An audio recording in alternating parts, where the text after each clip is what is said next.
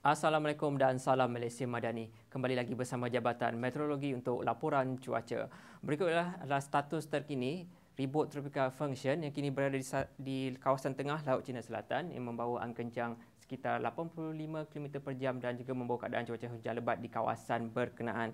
Dan sistem ini bergerak ke arah barat daya dengan kelajuan yang agak perlahan dan dijangka akan membadai kawasan tengah Vietnam dalam jangkaan 1 hingga ke 2 hari lagi.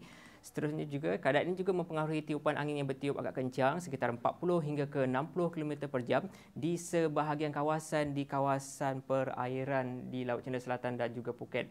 Dan amaran angin kencang dan juga laut bergelora kategori pertama masih lagi dikekalkan di perairan Phuket sehingga ke 22 Oktober dan juga di perairan Reef North dan Kodo sehingga ke 24 Oktober. Seterusnya pula di kawasan dalam rantau negara, di Semenanjung menerima tiupan angin daripada arah barat laut dengan kelajuan sederhana sekitar 20 hingga ke 30 km per jam. Sementara itu di Malaysia Timur menerima tiupan angin daripada arah barat laut dan juga utara dan kelajuan lemah sekitar 10 hingga ke 20 km per jam. Untuk makluman anda, penumpuan arah angin dijangka berlaku dalam tempoh sehingga ke 25 Oktober ini.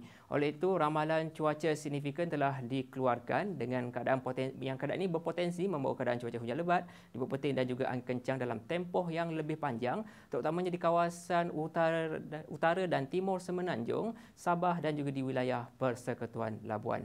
Orang awam diminta untuk sentiasa berhati-hati dan keadaan ini berpotensi menyebabkan kejadian banjir kilat serta boleh merosakkan pada struktur yang tidak kukuh. Seterusnya kita beralih kepada tinjauan keadaan cuaca semasa.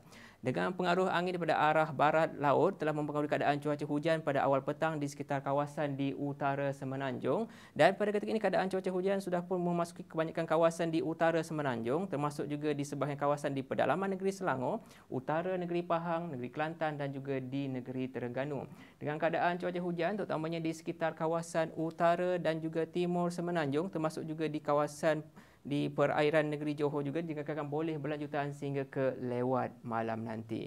Seterusnya pada awal pagi keesokannya, keadaan cuaca hujan masih lagi diramalkan untuk berlaku di sekitar negeri-negeri di utara Semenanjung, di kawasan berhampiran pantai di negeri Selangor, Melaka, Negeri Sembilan dan Johor dan juga di perairan negeri Kelantan dan juga Terengganu. Seterusnya pula di Sabah dan juga Sarawak. Keadaan cuaca hujan berserta ribut petir juga dicerap melibatkan di kebanyakan kawasan di Sarawak iaitu di sekitar kawasan selatan, pedalaman dan juga di kawasan utara Sarawak, di bahagian pedalaman pantai barat dan juga Kudat di Sabah. Keadaan cuaca hujan terutamanya di kawasan pedalaman dan juga utara Sarawak serta sebahagian kawasan di barat Sabah dijangkakan boleh berlanjutan sehingga ke lewat malam nanti. Seterusnya pada awal pagi keesokannya keadaan cuaca hujan masih lagi diramalkan untuk berlaku terutamanya di kawasan tengah dan juga utara Sarawak, wilayah Persekutuan Labuan, di bahagian barat Sabah dan juga di perairan timur Sabah.